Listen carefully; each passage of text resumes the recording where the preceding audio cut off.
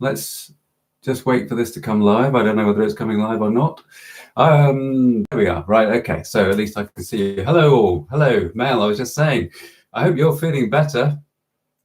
Hello, Eileen. Hello, Digsy. Yeah, good man. You've been waiting. You've been waiting. Dear, dear, dear. Hi, David. Good to see you there. Good to see you. Yeah, good. So today, what are we going to cover? First things first, it's going to be a little bit shorter today than it has been in the past. We usually aim for about an hour, but I am going to have to literally set an alarm. We have 45 minutes and counting. So Socrates, hello, good to see you. I have to leave. I have to go somewhere this afternoon, so I have to set the alarm to make sure that we finish on time. But what we're going to talk about is we're going to pick up a little bit of the stuff that we sort of were talking about last time. And then I want to touch on Leylines, earth energy lines, golden lines, all sorts of lines that people are coming up with and talking about, and things that are coming up on the web. So we'll look at some of that stuff as well. Obviously, Anna, hello there. Good to see you. Dan, hi, good to see you. Hey, JF, I thought you were on holiday. Dear boy. Good to see you. Yeah, so there's all sorts of stuff coming up, but obviously do send in your questions. Hello, Being Doris. Hey, I remember you subscribing. Great name. Melinda, hi. Hi, good to see you. As usual, just to touch on a couple of things, a few reminders for those of you in the UK. Don't forget, there's a couple of workshops coming up. I did touch on them last week. Got a workshop here on the 7th and 8th of September, Creative Living Landscape. So that's the Creative Living Landscape. That's about really tuning into the land, tuning into earth energy, using our creative selves, that inspiration, being inspired by Mother Nature. And I'm running that with Jenny Parks, lovely lady. She might even join us later on. Julie, hello, good to see you. Excellent. So that's here. That's up in Storthwaite Hall in Yorkshire, 7th and 8th of September. And then I'm running another workshop, another Spirit and Earth workshop down in Wiltshire near Avebury with my good friend Adrian and Gudrun Webber. That's at the end of September, and I've completely forgotten to make a note when that is. If you look at the website, I think it's the 27th, 28th, 21st, 22nd of September. Good, JF. I'm glad you can make it 45 minutes. That's that workshop happening down there. We had some lovely responses from the last one, and what I really like about these workshops, not only the Spirit and Earth ones, but also the ones that I hold here, which are very small, very low numbers in attendance. We get about 4 people or so here. This enables me to actually really work on a kind of a one-to-one basis to actually help people get through the shift or the point that they're at when they come to us. So yeah, really rewarding, really nice stuff, and we've had some quite lovely things coming out of these recent workshops. So those are there if you're in the UK in September. Let's move on. Right. The main thing is, this is penultimate Monday Moments for this season, as it were, right? What I tend to do, if you hadn't realized, is that I do a run of about 10 weeks, and then I take a few weeks off. Obviously in August, I'm having, annual holiday and that sort of thing. So we've got one more Monday Moments next week, same time, 3:30. Get your questions ready. I mean, obviously I still answer questions on emails and things, but this is your chance for a general conversation, and it's lovely to see the regulars here all the time. Mel, you've got to tell me how you are, because you're really suffering with flu, so let us know how that is for you. Actually, everybody, if Mel is still feeling rough and up for receiving a bit of healing, if you can spend 30 seconds just sending your best possible vibes to Mel, then for a best recovery, for a quick recovery, that'd be great. Yeah, see, so she's feeling absolutely crap, but hanging in there. Right. David Wood, hi, good to see you. Okay, that's fine. That's fine. I'll take questions whenever we go round in a fair. Hello, Martin. Good to see you. I can't speak German or Dutch, whatever that is, but it's good to see you. Yeah, well, I think, let's face it, Mel, what we do, as well as everybody on this channel, that what we deal with here is about really trying to work with the subtle energies, to work with healing, and to work with the way that we can improve our lives on a day-to-day basis. And all I'm trying to share with everybody in this forum, if you like, is what I use in the house healing work, that is more kind of concentrated, more refined, if you like, at that end of the scale. Whereas what we're trying to look at is how we put some of those tools that I use for the house healing work for individuals into a perspective that everybody can kind of benefit from. So it makes sense that we send a bit of, hi Nick, good to see you, excellent. A bit of positive energy, because that's what we are. We are these healing beings of infinite possibilities. So let's try and bear that in mind. And Mel, I really do think that actually what you're going through there is a healing crisis in terms of, yes, it's flu, but it is getting rid of so much stuff from your energy system, and healing comes in all sorts. Hi, Jenny, there you go. Excellent, well done. I was just talking about the workshop that we're running in September. Hello, Andy, good to see you. And Jenny, you and I need to talk some more about that very soon, because it's going to be upon us before we even know it. So, bit of healing for Mel, great. Yeah, and actually just on that note, one of the things that does happen sometimes with house healing work, we always say that we can't, we don't know with any certainty the process that's going to happen as a healing occurs. And a healing crisis is, hello Anne, good to see you. A healing crisis can quite often occur for a client that actually it erupts like it has with Mel in flu-like symptoms, or just a general clearing out of the system, because if that's what the management decide is necessary, then that's what will happen. And we don't get that information as house healers, as geomancers. We don't get told, right, this is what's going to happen for client A at such and such a time. It's yeah. So I always feel a bit responsible, but we can't say for sure, can we? We can't say 100% for sure that this is what's happened. But we're working on your house, and things will change. So, and you're through it. You're through the worst. You're through the worst, definitely. So the other thing, talking about healing and stuff, I do want to mention this actually. Now, I don't do this really very often. This is Matthew Manning. This is a CD by Matthew Manning and Anita Ridley, and it's called Ocean of Compassion. Now, the reason I want to highlight that for you, if you can get a copy of that, all of you, any of you, if you can get a copy of this CD, I would absolutely recommend it, because that is the most powerful CD I have ever come across in terms of clearing out energy, clearing a space, allowing you as you meditate to really connect and to go into a different space. The first time I put that on, there was a track on there. Hi, Lawrence, good to see you. And Uta, good to see you.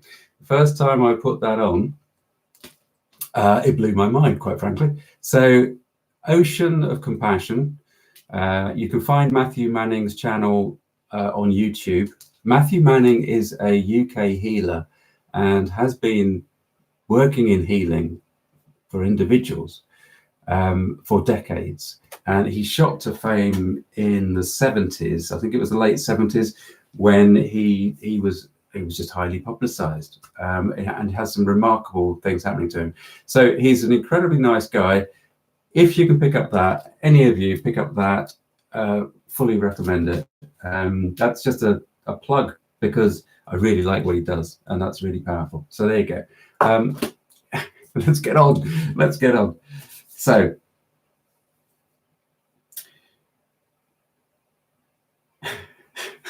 There was a question that I missed last time, and I don't think she's joined us yet. It was from Tammy, and she actually put in a question that I completely missed, and it was about body dowsing. Now, I don't know whether any of you have heard about body dowsing, but basically, I also had a comment left on the comment section for after last week from somebody that was saying, well, you don't need to use dowsing rods, you don't need to use a pendulum to do this tuning in, and he or she is absolutely right. And what Tammy was talking about, she was asking about what's this body dowsing that I've heard about. And basically, you can use the dowsing process, the dowsing protocol of asking a closed question to get a yes or no response. And you don't have to be holding rods to do this. We've already said many times that holding the rods is like it's like a key. It gives our body the cue to go into that kind of dowsing mindset. And you can do it without rods or without a pendulum. And actually, body dowsing is where you're literally using yourself. If you imagine that this is the head and these are the feet, if you're standing upright, you can actually ask for a yes response in the same way as you would of your rods. And you will find that you actually, you just inevitably move either forwards or backwards. Now, I'm not going to demonstrate because it's just a bit bizarre and I don't find it a very easy thing to do, but some of you might find this quite easy and quite a fun thing to try. Because what it means is, if you get, say, your yes response, which is a slight movement forward, it's just gently, it's just a gentle sort of pendulum movement, almost pivoting from your feet, though. So you're just gently moving forwards on a yes. But what's great about that is, of course, is that you can do this really, really subtle dowsing. So you can be walking through any supermarket and pick up some organic vegetables or something like that, and ask, well, are these truly organic? And just hold them. And you'll get a yes response or a no response. Now, obviously, the interesting thing is if you get a no response and they're being sold as organic, but that's just one of those things. So you can also use body dowsing in other situations that are a little bit sensitive, like dowsing around churches. Now, hello, Deborah, good to see you. Now, obviously, body dowsing doesn't really enable you to sort of pick out where earth energy lines are, for example, except you can transfer that whole kind of process into, as you get more used to using your body like that, you can explore a space in a similar way, because as you walk across a space within a church, for example, looking for an earth energy line, which there will be one in a sacred space, there will always be at least one earth energy line, a positive, life-enhancing one. Usually they run down, like in a standard church, they'll run down the aisle over the altar. And so if you're walking in that space, you can just be really mindful and aware of any slight fluctuations, any desire to just pause, because quite often that is, you'll learn, you can teach yourself, you can train yourself to be that aware of your energy field, that when you get these slight moments of, oh, okay, hang on, then there is going to be the line is going to be there where you stop. It's that slight nudge. So it's using your body in a similar way. Now, Hamish used to do it. The other, that's like, it's called body dowsing, but it's also deviceless dowsing. So anything that is using, when you don't use a pendulum, a rod, a bobber, it's called deviceless dowsing. Now, Hamish used to douse sometimes with his hands. He would get like an automatic response, automated sort of subconscious response with his little fingers like that, his index finger. So as he was coming to a line, it'd be, whoa, hang on, there you go, there it is, right? So you can douse with any of these techniques, with any of these systems. There was a guy, I think he's still with us, I'm not sure, Billy Gawn. He was a very well-known dowser in the British dowsing community. He actually used to douse with his eyes, which was a very strange thing to watch. I never saw it in person. I saw some recordings of him doing it and heard stories about him doing it, but he would just allow his eyes to go in a direction. So you can train yourself. Obviously, don't come to me and don't ask me about how to douse with your eyes, because I don't know how to do that. I'm just, but go with it, see what feels good for you. So that was just to really cover off Tammy's question about body dowsing from last week. Now, one of the other things that we touched on last time, and if any of you haven't had a chance to look at last week's live or the video program that was a pre-record prior to that, I'd recommend it, obviously. What really spurred last week's live was the video about geopathic stress and using the basic techniques, as I said, that I use in house healing, but using on a day-to-day level. And one of those things was that we covered off was meditation. And so, sorry, just allow that.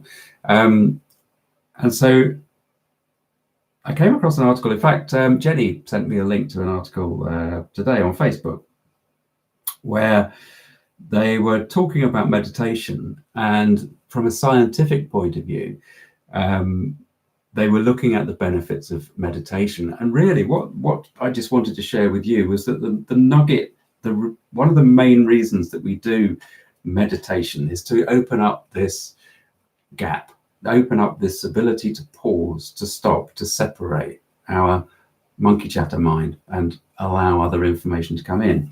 And the way that neuroscientists refer to it, I've actually written it down here, this inner voice that we have, this monkey chatter voice that we have, a lot of it is designed to reinforce our self-image. So a lot of the time, the little voice that we're hearing inside ourselves, our own inner voice, our human little voice inside, is actually reinforcing the image that we have of ourselves. And this can quite often be a negative image. You know, we quite often say, oh, I'm so stupid at doing such and such, or damn, I've done that again, X, Y, Z, or, you know, why am I beaten by these habits of blah, blah, blah, blah. So there's a lot of negative self-talk.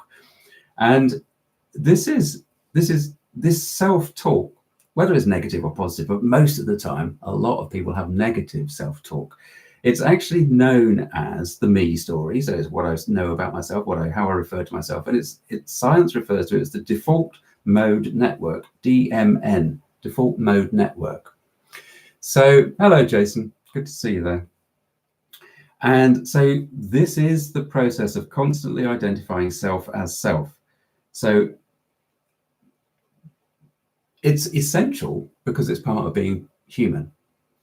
But in our modern world, we are so preoccupied with this self-talk. And when it is detrimental, it is incredibly powerful and is impacting our self-image all the time. So we're in this vicious circle of very negative influence from our self-talk. So meditation, whether you like it or not, is incredibly positive. Is an incredibly positive thing to do, because science has proven that it actually reduces the self-talk. It reduces the impact of the default mode network. And they can measure, they can say that because they've measured using EEG systems, the way that the brain waves change, the way the brain waves change. Okay, so anything that helps reduce this negative self-talk of the default mode network has got to be a good thing. And as I said before, the other thing that meditation does is actually it physically changes the hippocampus part of the brain. So there's physiological changes as well. But this reduction of self-talk is the key thing. And if we use that process in association with positive affirmations, then what we're doing is we're reducing our negative impact, self-impact, but we're also counterbalancing it even more positively with these positive affirmations. So we're reprogramming the self-talk anyway, right? So the power of meditation combined with positive affirmations cannot be underestimated. So I just wanted to kind of pick that up from last week where we were talking about meditation. Okay, so do pop in with any questions at any time, because we will just kind of, as usual, follow this wandering path through our remaining 25 minutes. So I'm going to start here. I want to talk about ley lines, earth energy lines, and all things liney. And I'm not necessarily going to say what you expect me to say here, because, hello, Billy, good to see you. Yeah, good to see you. Because one of the things that I find interesting about this role that seems to have developed doing the house healing work and sharing experiences with you and you know, helping you guys,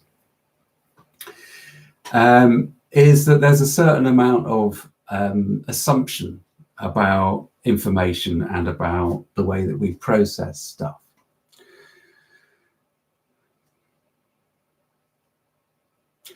Okay, being Doris, I will, yeah, pick that up. Okay. Hello, Nancy. Good to see you. Good to see you. Hello, KD. KD Unity.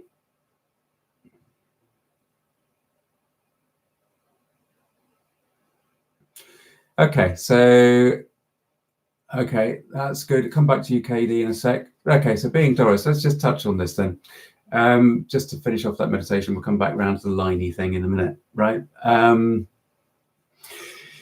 Really, yeah, okay, so being Doris, there's two programs that I made about geopathic stress. Let me make a note, and I'll put a link to the both of those, Geo Stress 1 and 2, right? Because fundamentally they explain the process that I go through, but they also are saying how people have been dealing with it and finding negative aspects, and they're putting their own things in place. So any basic protection method that you can put in place, I was only laughing because I've got to have to keep referring to you as being Doris, which is a funny name. Any protection method that you can put in place will have an effect and steer it off, right? Doesn't necessarily eradicate it. Now, what you're actually asking is, how do you eradicate that negative energy line? Everything that we do on this channel is about focused intent. It's about the power of positive focused intent. So in other words, we're talking about going into meditation, going into a meditative state, working with the management upstairs, everything, the highest of the high that you can possibly link to, and you're always working with the highest of the high. This is the very basics. And you ask them through your focused intent, you're connecting to them, but you ask them to readjust that line that you have found as appropriate and rebalance it, right? So it's changed. So you're asking them to rebalance it and change it so that it's in alignment and in positive and life enhancing for all aspects and all dimensions, right? Only they can do that in terms of getting the bigger picture across. So yes, it's a meditative state, but yes, it's also, there's more to it because you're working with your soul self, and you really want to be in as comfortable as that's not a good way of describing it.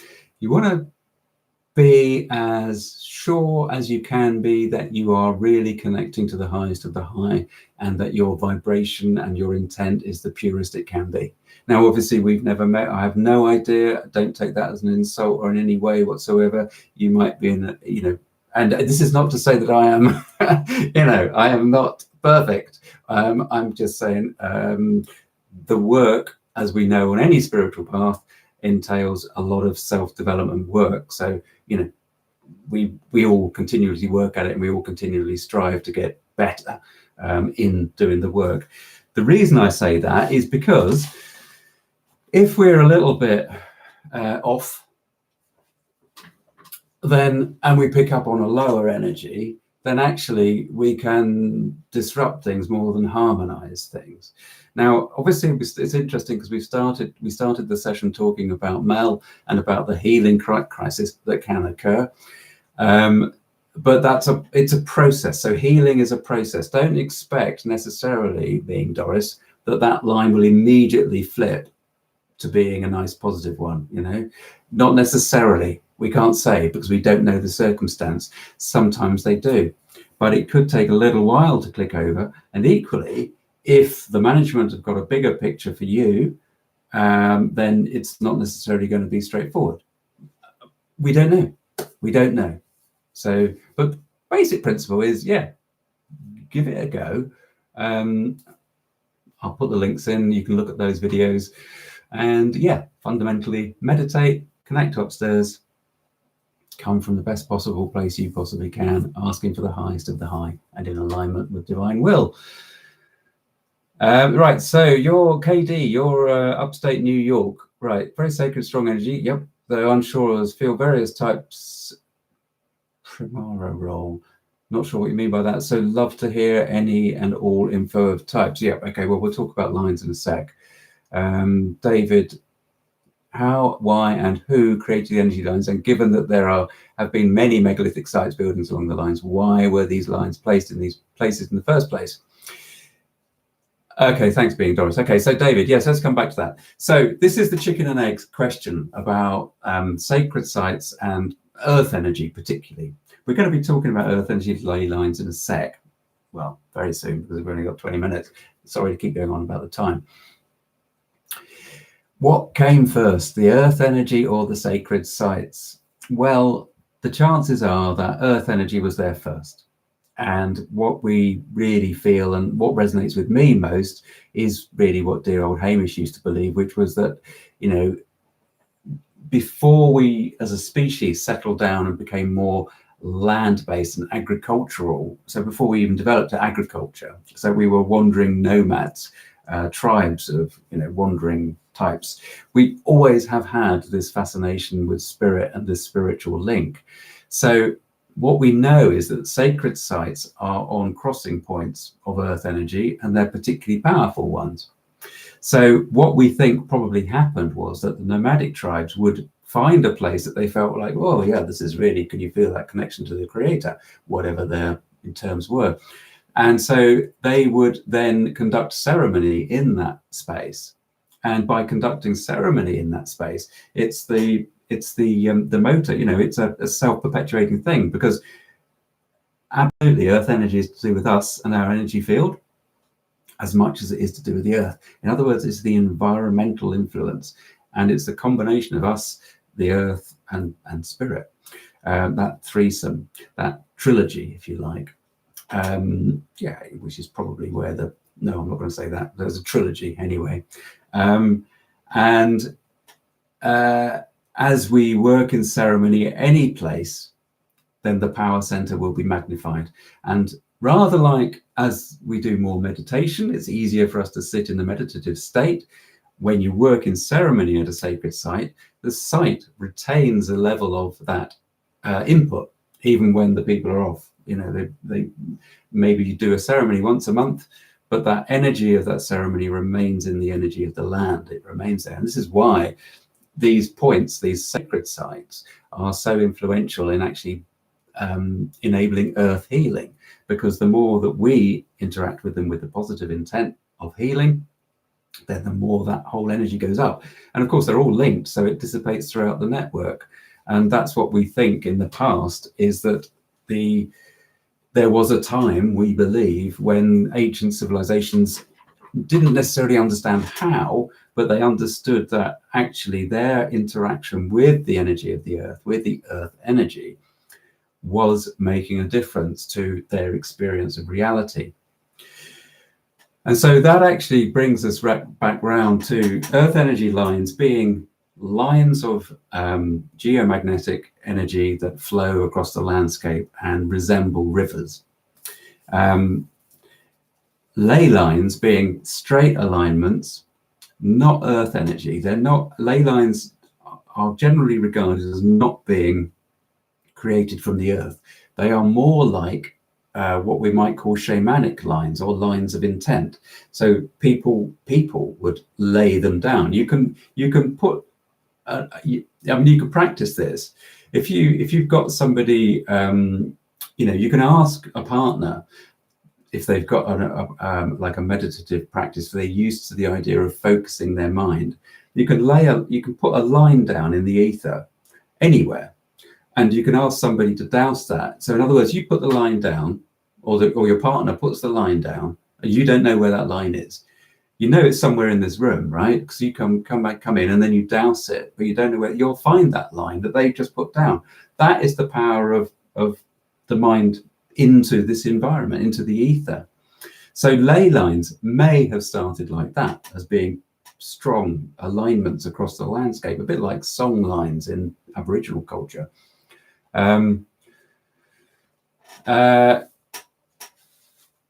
So if you take a map and you draw alignments of sacred sites, then you will see that you can get straight alignments. Sacred sites, copses of Scots pines, this sort of thing. I can't remember Alfred Watkins. Alfred Watkins was the Englishman, last century, 19th century, can't remember. Alfred Watkins established the old Straight Track Club, and he basically had a vision of the landscape being covered in straight lines, ley lines, and those are what he called them, ley lines. Now, quite why he called them ley lines, I can't remember, but because a ley actually refers to a meadow, a water, a meadow, a place with water in it. So but he called them ley lines. So if you look on a map, you can plot ley lines. However, this is one of the things that cynics always cite, is that if you look on a map and you connect pubs, then you create lines, straight alignments. If you look on a map and you connect petrol stations, you can create straight alignments. What does that tell us? I don't know. Ley lines can be detected by dowsing. Ley lines can be detected in the real world. The fact that they can also be, you can produce these straight alignments on a map randomly with any other item, post offices, Tesco supermarkets. I don't know. I've never tried that one. Does it matter? No, I don't think it does, particularly, because that's it, Jason. Yeah, well done.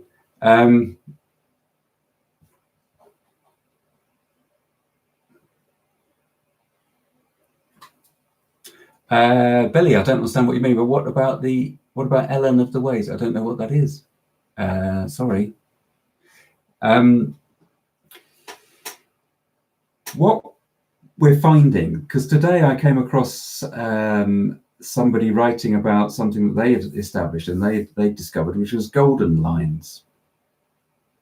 And it's a really interesting concept. These are really, really wide lines that this person has discovered. And these are miles and miles wide. And these lines go around the Earth. Now, dear Hamish used to, well, certainly the Apollo and Athena lines went all the way around the Earth. So he regarded them as the Druid rings. In Druid belief system, there are a certain number, I believe it might be 12, lines that circle the Earth. Now, this person that's come up with golden lines is saying a similar thing. These are massive, massive lines. Now, the thing that I really wanted to say was that, I think what we're going to find is that there will increasingly be more and more people coming up with different sorts of lines that they're finding within the landscape and within the ether. Partly because the awareness of geomagnetic lines and geoenergy is increasing, along with everything else that's increasing at this time of change. And so don't be surprised by new terms and new labels and new descriptions. What we need to do at this stage is to actually assess, really, fundamentally, how does it sit with us? How does it sit individually with us when we hear a new example, like golden lines, for example? How does that sit with me? Well, I mean, to be completely honest, the first I read it and I thought, oh, for goodness sake, now what? And that's my frustration. That's my human frustration. I don't pretend to be anything special. So I get these like, oh, for goodness sake, where does that fit in? But then, it comes right back to the crucial thing. One of the key things that my guide, Merlin, when he came through, when he started to come through and work with me, was that he was so clear about the fact that not only is the world not what it seems, but also the thing that really matters, the thing that really counts above everything else, is our own individual link to the information that comes directly to us. And the reason that's important is because What we're talking about is our spiritual connection to our creator. On a human basis, it's like we have, in the human genome, there are only a handful of letters that describe the individual, I think it's the amino acids, is it, of a DNA molecule? I can't even remember the labels. Is it A, G, something? But there's only like 4 of them. And those aspects of DNA go to make up the variety of human beings. But we, with this complex structure created from these 4 physical things within the DNA genome, have such a variety of ability to create everything that we live in. And that's the key thing. So when we get more and more information, new information coming to us, how do we evaluate it? How do we say, is this true? Is this, and what is true? And well, in the subtle realms, in the spiritual realms, the only way we can actually verify what is true is if it actually affects us. If it affects us in a positive way, if we feel that we resonate with it in that sense. If our heart says, yes, this is something that makes sense. I mean, again, heart says it makes sense, but brain says it makes sense. But it's a heart-brain thing. Bring all of the logic, bring your experience, bring your compassion, bring your connection to these decisions. And don't just dismiss things that come up, like I did when I was like, oh, goodness sake, what's now? Don't dismiss.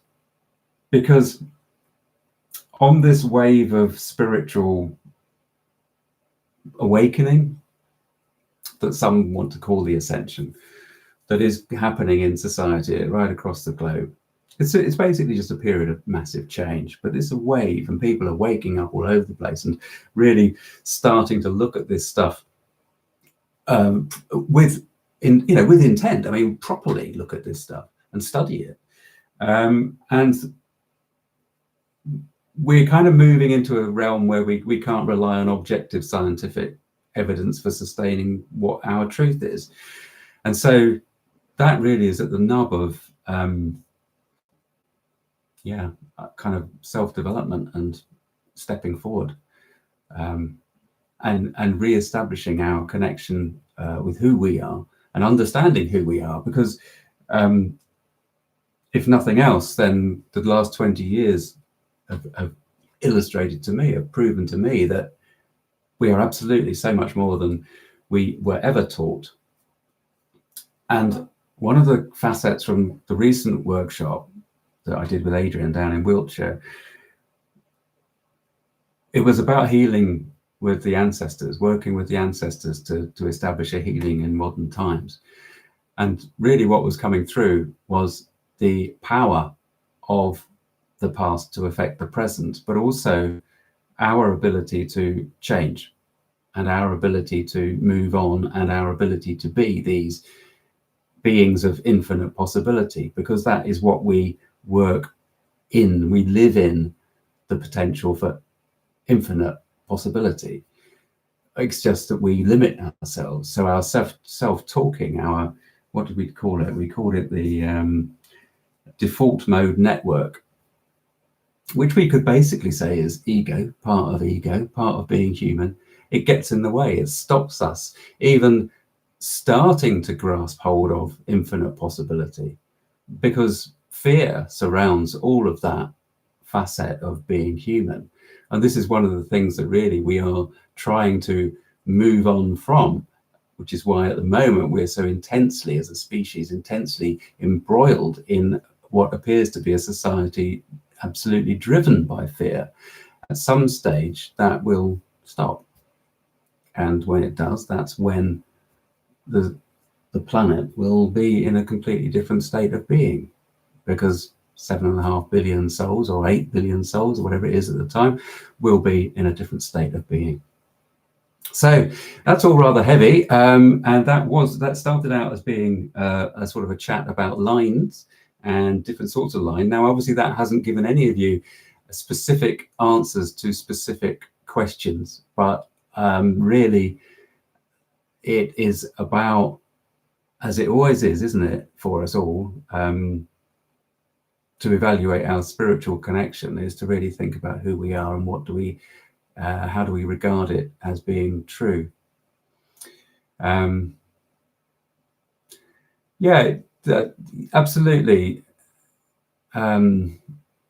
Because any weird cold spots, you know, obviously establish the usual things, you know, the common sense, logical, grounded things, and then look for it.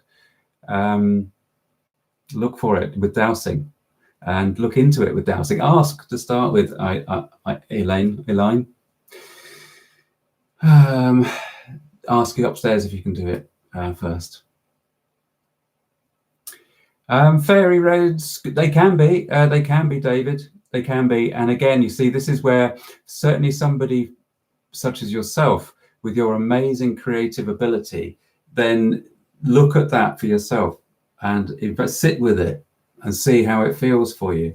And talk to the elementals if you can. Use dowsing to talk to the elementals. Well, Carol, sometimes. See, the thing is, though, if you've got a lot of people at a power centre, then the management will tend to, they'll tweak the power accordingly. So this is why Stonehenge, we think, is so quite flat these days. Most people, if you go to Stonehenge, you get very little from it in terms of energy. Sometimes when you go to Glastonbury, if it's quite quiet, if you get up on the tour, then yeah, you can get quite a you can get pushed right out of your body. So your awareness of self can suddenly be zapped right out of it, and you have to ground yourself back down. So you can get a very physical, visceral response. I mean, I don't know. You see, Carol, you might be, if you're a highly sensitive person, you may be affected yourself by the amount of people around you that presumably were there at the time.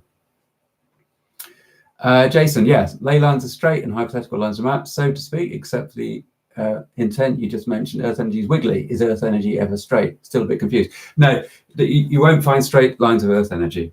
You won't find straight lines of Earth energy. Not completely straight.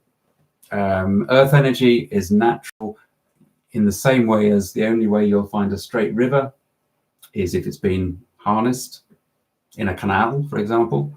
Then yeah, you can manipulate Earth energy. Earth energy is malleable. It's part of the creative process.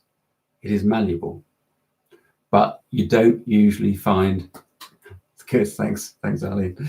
You don't usually find straight flows of Earth energy.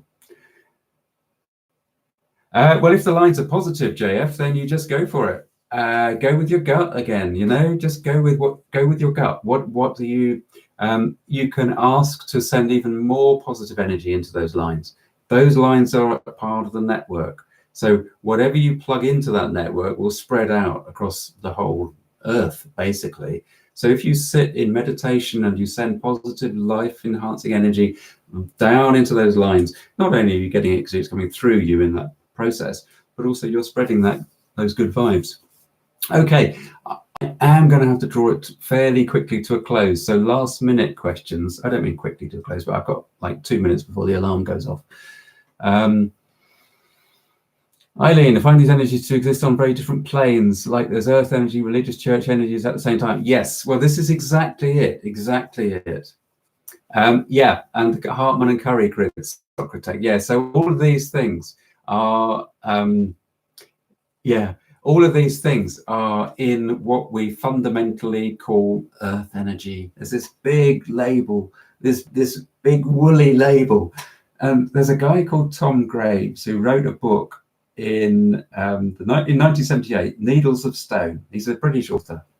And around that time, he actually started to ask the dowsing community to try to get some classification of the different types of energy that were at the time labeled earth energy. And here we are in 2019, however many years later that is, nearly 50 years later, still without any kind of classification. And I would ask people, either like the American Society of Dowsers or the British Society of Dowsers, this to me should be part of their role in classifying and using their authority as a society to actually classify and enable some structure within this, to be recognized within this realm. Now, the problem is, of course, is that different people will pick up different energies, and that's really what we're saying here. So it's difficult because the subjective experience, the spiritual connection is the subjective experience. But what we're asking for, because we process information on the human physical level objectively, we're asking for a classification. And how, an individual can't classify it because it's just an individual subjective notion. An authoritative body can sort of classify, but then how do you differentiate? How do you identify one particular facet that we currently call earth energy from another one? Because definitely earth energy is associated with manifesting, 100%. I can personally guarantee that. I don't know how else do I express that. But also there are other lines within it, and some of those lines are not to do with manifesting, and some of those lines are what some people pick up as Curry and Hartman grids, but those are symmetrical, geometrical, symmetrical. You know what I mean? Geometrical. Sorry, what a weird thing. I've completely lost the word. But I believe that they're uniform. They're consistent. Those grids, the Hartman and Curry grids. I believe. I'm not a great Hartman and Curry person. Yeah, okay. Yeah, hi. Lines of communication. Yes, they can be used as lines of communication. Okay, so they sit on those grid alignments, do they, Dixie? Yeah, there you go. Right, cool. Right, so any last questions? Because sorry, just gonna have to I am gonna have to run out the door, which is not great, but we've covered some stuff. Any last questions that I can quickly rattle off? It's been great to see you all, I have to say. Sorry to rush it. An hour sometimes seems like a rush, doesn't it? So 45 minutes was inevitably going to be a bit pushed. Yeah, okay, Dixie, thanks for coming along.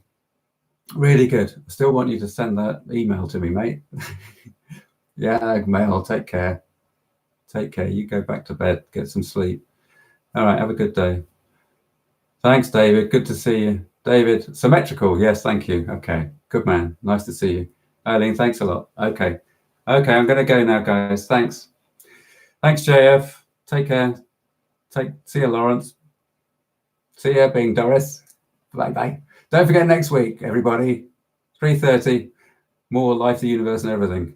Mind-blowing, isn't it, really? Take care. Bye-bye.